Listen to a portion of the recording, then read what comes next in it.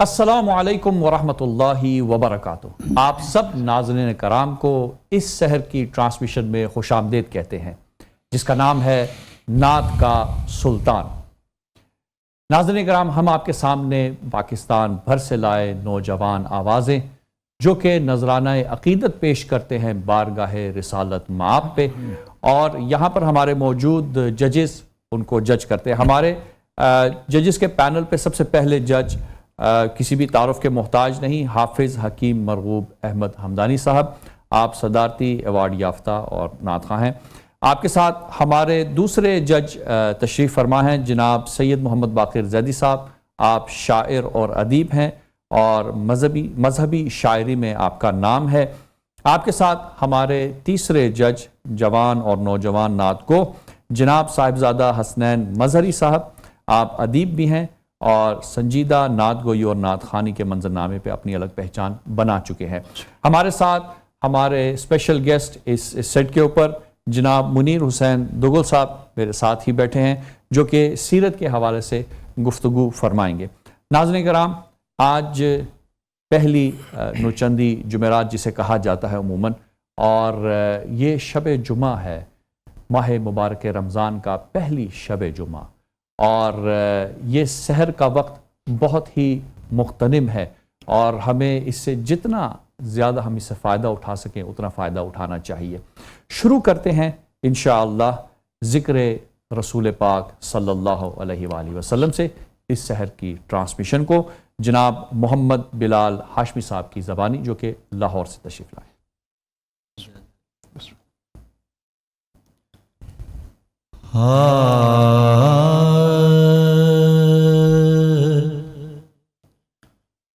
دل میں ہو یاد تیری،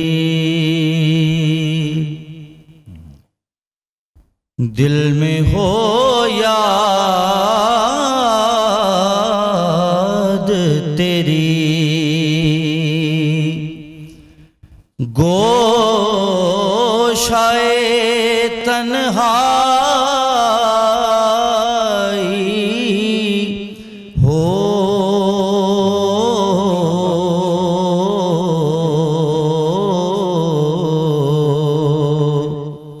پھر تو خلوت میں عجب انجمن آرائی ہو،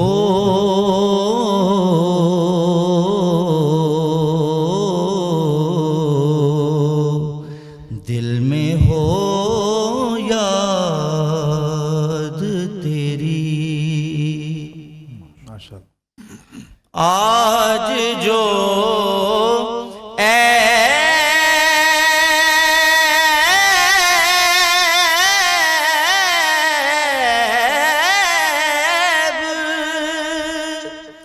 کسی پر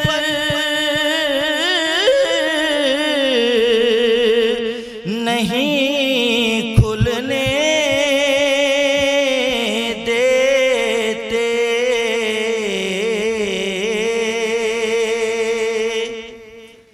آج جو عیب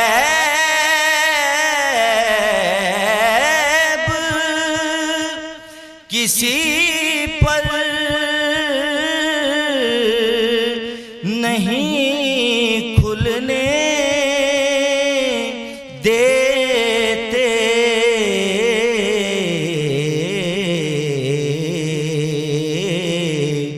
کب وہ چاہیں گے میری حشر میں رسوائی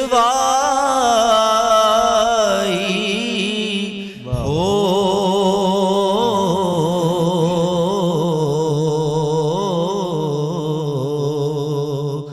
دل میں ہو یاد تیری۔ بند جب خواب اجل سے ہوں حسن کی آنکھیں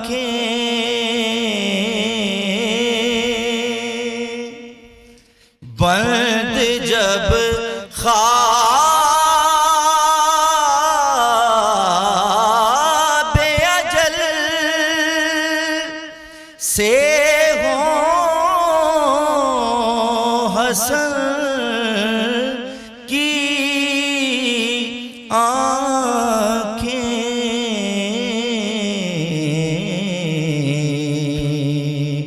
اس کی نظروں میں تیرا جلوائے زیبائی ہو،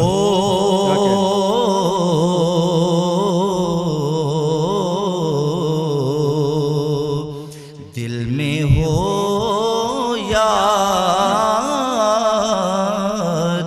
تیری۔ جی ماشاءاللہ، جزاک اللہ، بہت ہی خوبصورت انداز میں اپنا نذرانہ عقیدت پیش فرما رہے تھے محمد بلال ہاشمی لاہور سے۔ چلتے ہیں ججز کی جانب اور جانتے ہیں ان کے بارے میں کمنٹس۔ حمدانی صاحب آپ سے شروع کریں گے۔ ماشاءاللہ آواز بھی بڑی اچھی، انداز بھی بڑا اچھا، انہوں نے بڑے اور بڑا کلاسیکل بھی تھوڑا تھوڑا اپنا رنگ دکھایا صحیح۔ اس میں۔ بیٹا ذرا تلفظ کے لیے میں کہتا ہوں کہ کسی اپنے ٹیچر سے، کسی سے، پروفیسر صاحب سے ذرا کر لیا کریں کہ دل میں ہو یاد تیری، کوشاں تنہائی پہ آپ نے سانس لیا، تنہائی ہو پہ سانس لینا چاہیے۔ پھر تو خلوت میں عجب انجمن آرائی ہو، آپ نے الگ کہا، خلوت میں جب انجمن آرائی ہو، جملہ اگر اس سے ہو جاتا ہے الگ ہو جاتا ہے نا، پھر وہ جملہ مکمل نہیں ہوتا۔ اس میں صرف اس پہ سر پہ اور اپنی طرز پہ، لہجے پہ صرف نہیں توجہ رکھنی چاہیے۔ جب مقابلے میں حصہ لینا ہے تو اس میں پھر اور بھی رنگ اپنے سارے دیکھنے سوچنے چاہیے۔ یہ مقابلہ جو ہوتا ہے یہ معمولی بات نہیں ہوتی، یہ بڑی تربیت ہوتی ہے، ٹریننگ ہوتی ہے، جی اس کو ماشاءاللہ دیکھ لینا چاہیے اچھی طرح۔ جی ماشاءاللہ، بہت خوب۔ جی باقر زید صاحب آپ کی طرف آتے ہیں انتخاب کلام کے حوالے سے۔ جی بلال نے جو انتخاب کیا مولانا حسن رضا خان بریلوی صاحب کی یہ جی ماشاءاللہ، نعت، اور کیا کیفیت سے بھرپور یہ نعت ہے، مطلع ہی جو ہے وہ جکڑ لیتا ہے آدمی کو اپنے اندر کہ دل میں ہو یاد تیری، گوشۂ تنہائی ہو، پھر تو خلوت میں عجب انجمن آرائی ہو۔ سبحان اللہ۔ تو میں متعدد بار یہ کہتا چلا آ رہا ہوں کہ انتخاب کلام جو ہے وہ بہت اہمیت کا حامل ہے، کیونکہ جتنا اچھا کلام ہوگا اور اس کے بعد پھر ظاہر ہے وہ پہلا مرحلہ ہے کلام کا، پھر اس کے بعد اس کی آواز ہے۔ جی تو کلام انہوں نے بہت خوبصورت جو ہے وہ منتخب کیا۔ بند جب خواب اجل سے ہوں حسن کی آنکھیں، دیکھیں کتنا لطیف اس کے اندر نکتہ ہے کہ اجل کو جو ہے وہ خواب سے تعبیر کر کے، جی اور جو اصل جو زندگی ہے وہ ظاہر ہے کہ وہ حقیقت تو وہ ہے جی جو اصل کی زندگی بالکل۔ ہے۔ تو بہرحال بہت اچھا انتخاب کیا، اور اپنا وزن اور صحت کلام کے حوالے سے انہوں نے بہت بہترین اس میں جو ہے وہ گزرے وہاں سے، اور کوئی ایسی چیز ٹیکنیکلی مجھے نظر نہیں آتی کہ جو میں اس کے ساتھ میں بات کروں۔ بڑا اچھا انہوں نے اس کو ڈیلیور کیا۔ بالکل صحیح۔ سبحان زید صاحب اللہ، جی سبحان اللہ۔ صحیح۔ حمدانی صاحب نے ایک چیز کی طرف اشارہ کیا کہ جب کوئی آتا ہے یہاں پہ تو اس اساتذہ کو ضرور چیک کروائیں، اور تلفظ اور شعر، تو کیونکہ ظاہر ہے انتخاب کلام اور شعر کے معیار کے حوالے سے، کیونکہ آپ اب یہاں پہ جج کریں تو کتنا ضروری ہے، اسی بات کو اگر آگے مزید ہم آگے لے کے میں جائیں۔ سمجھتا ہوں کہ یہ پہلا قدم ہے، جو جہاں سے ابتدا ہے وہ یہی ہے کہ کلام سے پھر آگے اس کے اوپر کام کرتے ہیں۔ ٹھیک۔ تو اور کلام کو سب سے پہلے، اور آپ کے علاقے میں کوئی نہ کوئی ایسا ضرور ہوتا ہے جو کہ استاد ہوتا ہے، آپ سے زیادہ علم رکھتا ہے، مطالعہ رکھتا ہے، اس کے پاس چلے جائیں۔ اور اب تو انٹرنیٹ نے اتنی سہولت کر دی ہے کہ کلام کو سامنے رکھ کے اس کے تلفظ پہ جانا، اس کو اس کی ڈکشنری میں جا کے اس کو دیکھ لینا، اب تو ووکل کے ساتھ جو ہے وہ آ گیا ہے اپنا، آپ اس میں تلفظ کے لیے کوئی ایسی صورتحال نہیں ہوتی ہے۔ تو یہ بہت ضروری ہے کہ جو ہے نا آپ کسی استاد کو دکھائیں۔ صحیح۔ بہت سارے الفاظ ایسے ہوتے ہیں کہ جسے ہم روزمرہ میں غلط استعمال ہو رہے ہیں وہ، اور وہ ہوتے چلے جا رہے ہیں۔ بالکل صحیح۔ جب ان کو جا کے دیکھا جائے گا تو وہ ظاہر ہے کہ اس کے اندر جو ہے نا وہ بہتری کی گنجائش جو ہے نا وہ نکل آتی ہے۔ بالکل صحیح۔ یہ بہت جی صاحبزادہ مظہری صاحب۔ सच बताइए, कोई महफिल पढ़ के आ रहे हैं ना आप? जी आवाज़ थोड़ा हाँ, नींद भी आपने पूरी नहीं की और महफिल भी आप पढ़ के आ रहे हैं। और शहर का वक्त भी नींद है। ना पूरी करना आपकी आंखें बता रही हैं, जी और जो महफिल पढ़ के आ रहे हैं वो आपकी आवाज़ बता रही है। सही। मैं इस चीज़ को महसूस करता हूँ। मुकाबले के लिए तवाना आवाज़ चाहिए, ताज़ा आवाज़ चाहिए। मुकाबले पे जाना तो उससे पेशतर कोई भी हाज़िरी ना हो, सिर्फ मुकाबले की तैयारी होना, क्योंकि जीतने की लगन से और जज्बे से आना बहुत ज़रूरी है मुकाबले को, मुसाबके को जीतने के लिए। और दूसरा ये कि आपने जो कहा, आज जो ऐब बा को जो इजाफा किया, ये हुर्मत लफ्ज़ को पमाल करने के मुतरादिफ हो जाता है मामला। ठीक है, आज जो ऐब, पढ़ें ज़रा सिर्फ इतना ही मिसरा।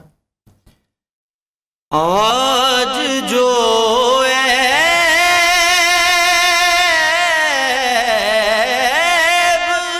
मैंने ऐसे करा। हाँ, ब पे बंद कर दें, बस उसको करें। आज जो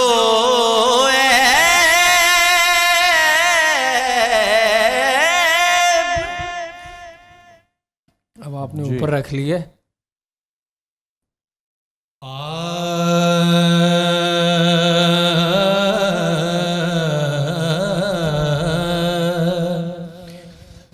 आज जो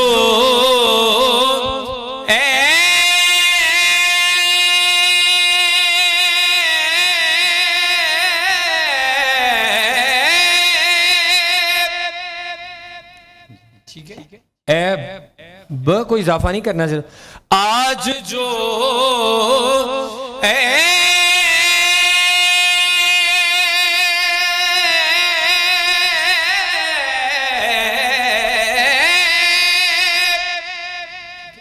ब का इजाफा नहीं करना। और बाकी आपने हो को जब आखिरी बार कहा, सुर छोड़ा आपने, ठीक है। फिर दरमियाने कलाम में जब आप पढ़ रहे थे, आवाज़ ने मिसिंग भी किया। हाँ, आप खुद महसूस करते हैं, बस नींद और थकन की वजह से आप उस दर्जा पढ़ नहीं पाए जो आप पढ़ सकते थे। बाकी माशाअल्लाह, अल्लाह मज़ीद बरक़ात अता फरमाए और आपको मज़ीद जोश और जज्बा अता फरमाए। बहुत शुक्रिया। चलो जी, अच्छा पढ़ा। माशाअल्लाह। अब एक सवाल है आप तीनों जजेस से, क्योंकि एक बहस जो है वो शुरू कर दी मरहूब हमदानी साहब से ने, और बाक़र ज़ैद साहब ने कहा कि इंतखाब कलाम और कलाम का तलफ़ुज़ सारा सबसे पहले। अनफॉर्चुनेटली हम देखते हैं कि अभी जो नात है वो गानों की तर्ज़ों पे आ रही हैं, और तक कि शायरी पे भी अगर आएँ, ज़ैद साहब की तरफ मैं आऊँ तो असलन शेर लिखते भी उसी तर्ज़ पे हैं।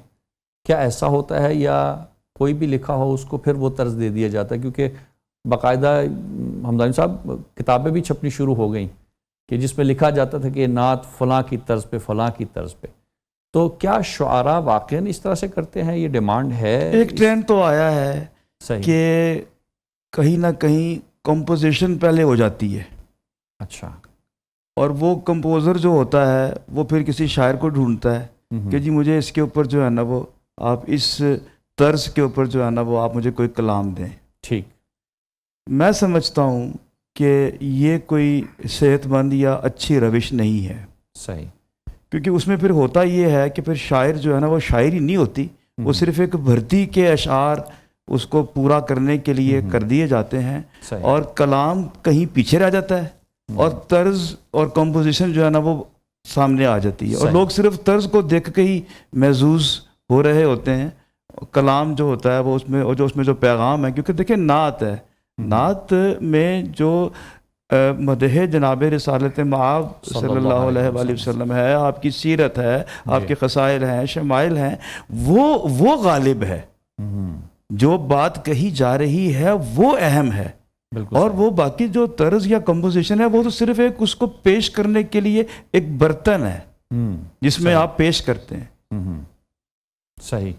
और किस हद तक गुंजाइश है, यानी इसकी गुंजाइश उस हद तक है कि जिस हद तक उसमें जो है ना वो दोनों चीज़ों का एक बैलेंस ज़रूरी है। जो शायरी के तकाजे हैं वो शायर पूरे करे, ठीक, ये ना हो जाए कि सिर्फ कॉम्प्रोमाइज़ कर दे उसके ऊपर। सही। تو پھر تو ٹھیک ہے. لیکن اگر آپ نے صرف جیسے میں نے عرض کیا کہ جی بس وہ اس طرز کو جسٹیفائی کرنے کے لیے آپ نے قافیے کے اوپر قافیہ رکھ کے اور وہ 2 مصرے دے دیے, تو وہ پھر طرز تو رہ جائے گی, اس کے اندر کوئی شعریت یا شعر نہیں رہے گا. بالکل صحیح. حمدانی صاحب ظاہر ہے اب آپ بزرگ ہیں اور آپ نے ساری عمر اسی سلسلے میں گزار دی. یہ جو اب ٹرینڈ شروع ہو گیا, لوگ شروع کر دیتے ہیں, آپ کسی بھی طرز میں پڑھ دیتے ہیں, گو کہ آپ بھی منع کرتے ہیں اور دیگر بزرگان بھی, پھر بھی نہیں, اس کو آپ کیسے پاتے ہیں اور کس طرح سے اس کو ہم اپنی نوجوان نسل میں اس کی آگہی ہم لا سکتے ہیں؟ یہ پہلے ایسا رواج نہیں تھا. صحیح. یہ اس طرح کی فلمی طرز کا رواج نہیں تھا. جتنے بھی بزرگ پڑھتے تھے وہ نئی طرزوں پہ اپنی طرزوں پہ پڑھتے تھے. لیکن اب یہی ہو گیا ہے, جیسے زیدی صاحب فرما رہے تھے کہ اب بے شمار لوگوں کے بارے میں پتا ہے کہ وہ گانے کی طرز پہلے سلیکٹ کرتے ہیں, کلام اس وزن پہ بعد میں لکھتے ہیں. صحیح. پھر جو کوئی نامور لوگ ہوتے ہیں, مشہور لوگ ہوتے ہیں, پھر ان کو پیش کرتے ہیں کہ یہ آپ نے پیش کرنا ہے. صحیح. ان کی وجہ سے پھر وہ کلام مشہور ہو جاتا ہے. پھر سننے والے لوگوں کا بھی جو دھیان ہوتا ہے وہ طرز کی رنگ پہ توجہ ہوتی ہے. صحیح. کلام پہ اتنا زیادہ ان کا توجہ نہیں ہوتی, طرز پہ زیادہ ہوتی ہے کہ لہجہ کیسا ہے, بس اس پہ وہ مزہ لے رہے ہوتے ہیں یا جھوم رہے ہوتے ہیں. صحیح. لیکن اصل تو ادب کے ساتھ نعت پہ پڑھی جائے, پیش کی جائے, اور اس کا ایسا خیال رکھا جائے کہ گانے کی طرز نہ ہو, تو پھر اس میں ادب کا ماحول رہتا ہے. صحیح. بالکل صحیح. مظہری صاحب, آپ لکھتے بھی ہیں اور پڑھتے بھی ہیں, تو آپ پہلے لکھتے ہیں پھر بناتے ہیں یا کس طرح سے؟ کیونکہ ظاہر ہے ایک پریکٹیکل ہمارے لیے ایک جس طرح سے آپ عملی نمونہ ہیں نوجوانوں کے لیے, تو اس میں کس چیز کو زیادہ ملحوظ خاطر آپ رکھتے ہیں؟ کیونکہ آپ نے پہلے بھی اشارہ کیا ہے اس کی طرف. ایک بات میں تھوڑی سی یہاں پر ایڈ کر دوں آپ کے سوال میں, کہ آپ کا جو سوال تھا نا پہلے والا, وہ اور تھا. وہ یہ تھا کہ طرز کوئی اور بنا رہا ہے, جی, اور وہ اب کسی شاعر کی طرف رجوع کر رہا ہے. ایسا ہی ہے. یہ والی جو صورتحال ہے کہ شاعر بھی وہ خود ہے اور کمپوزیشن بھی اس کی اپنی ہے, یہ معاملہ بالکل الگ ہے. اچھا. یہ اس کے ساتھ ریلیٹ نہیں کرتا. صحیح. اب آگے مظہری اس کا جواب دیں گے. جی, سوال آپ کا ہے یا دونوں طرف سے؟ دونوں طرف سے سوال ریپیٹ کرتے ہیں. سوال یہ تھا کہ ظاہر ہے آپ خود ماشاءاللہ لکھتے بھی ہیں اور پڑھتے بھی ہیں, تو آپ پہلے طرز کو ذہن میں رکھ کے لکھتے ہیں یا آپ پہلے بارگاہ رسالت مآب میں لکھتے ہیں اور پھر اس کی کمپوزیشن؟ میں عرض کرتا ہوں, میں نے 15 سال کی عمر میں علم عروض پڑھ لیا تھا, ماشاءاللہ مختلف باہور پڑھ لی تھی. اس کے بعد میں نے تمام باہور میں لکھا, یعنی طرزیں ذہن میں نہیں ہیں, میں نے باہور میں لکھا. پھر میرا بچپن سے ایک مشغلہ ہوتا تھا کہ میں نے اگر کوئی موسیقی بھی سنی ہے اور اگر وہ موسیقی بہت معروف نہیں ہے, اگر کوئی ایسی طرز ہے جس کا تعلق بہت پرانی ہے کسی ایسی آئٹم سے, ایسی چیز سے ہے کہ جس کا تاثر ہی نہیں جاتا کہ یہ کوئی قوالی ہے, کوئی گانا ہے یا کوئی گیت ہے, کوئی بھی چیز ہے, تو وہ میں نے یہ دیکھنا کہ یہ کس بحر میں ہے, اس بحر کی طرز کو اس وزن کے نیچے لکھ لینا. مثال کے طور پہ بحر رمل ہے, بحر رمل کا وزن ہے فاعلاتن فاعلاتن فاعلاتن فاعلون. صحیح. اب بحر رمل میں کوئی ایسی چیز جس کی طرز بہت خوبصورت ہے, وہ میں نے سنی, وہی طرز کا حوالہ دے کے وہ میں نے مصرع لکھ لیا کہ بحر رمل کو یہ بھی طرز لگتی ہے, یہ بھی طرز لگتی ہے, خفیف کو یہ لگتی ہے, مضارع کو یہ لگتی ہے, مدید کو یہ لگتی ہے, رجز کو یہ لگتی ہے, حزج کو یہ لگتی ہے. تو اس طریقے سے تو میں کرتا تھا, مختلف طرزیں سن کر انہی کے نیچے لکھ لیتا تھا. ٹھیک ہے. پھر جب میں شعر کہتا تھا وزن میں کہتا تھا, پہلے نعت لکھ کر پھر میں دیکھتا تھا کہ اس نعت کے الفاظ اور کیفیت کی مجموعی طور پہ کے مطابق اب ان 12 یا 13 14 طرزوں میں سے کون سی زیادہ, یعنی نعت پہلے لکھی جاتی ہے. جی, نعت پہلے بارگاہ رسالت مآب میں. اور آپ نے شاید گزشتہ پروگرام میں کہا تھا کہ آپ جب نماز کسی نماز سے پہلے جی الحمدللہ اس کو جب آپ ختم کر لیتے ہیں تو نماز کے فوراً بعد آپ بارگاہ رسالت مآب میں اس نعت کو پیش کرتے ہیں. تو یہ اسلوب یہی ہے کہ نعت, کیونکہ ظاہر ہے شاعر نے اپنی ایک شاعری لکھنی ہے اور اپنے اس عقیدت کو بیان کرنا. اگر آپ طرز پہلے بن جاتی ہے اور بعد میں پھر لفظیات, اس میں نزول کا کوئی دخل نہیں ہوتا. جی, اس میں پھر وہ آمد کا کوئی نہیں, چونکہ وہ تو آپ نے جیسے ہمارا یہ نیشنل اینتھم دیکھ لیں, اس کی شنید پڑتی ہے کہ یہ پہلے اس کی دھن تیار ہوئی پھر لفظیات ہوئی اس طریقے سے. لیکن وہ تو پھر اساتذہ تھے, انہوں نے تو پھر بھی اس کو کر دیا, لیکن آج کل کے لوگ بالکل صحیح. اور ناظرین کرام, یقیناً لازم ہے کہ ایسی چیزوں سے پرہیز کریں کہ جو گانے فلمی گانے اور ان طرزوں پہ جائے اور جو صحیح عقیدت ہے جس کی بارگاہ میں پیش ہو رہی ہے اس ذات کو اپنے ذہن میں رکھے انسان نعت کو بیان کرے. چلتے ہیں ایک بریک کی جانب, واپس آ کے پھر ہمارے دوسرے کنٹیسٹنٹ ان سے ہم نعت سنیں گے.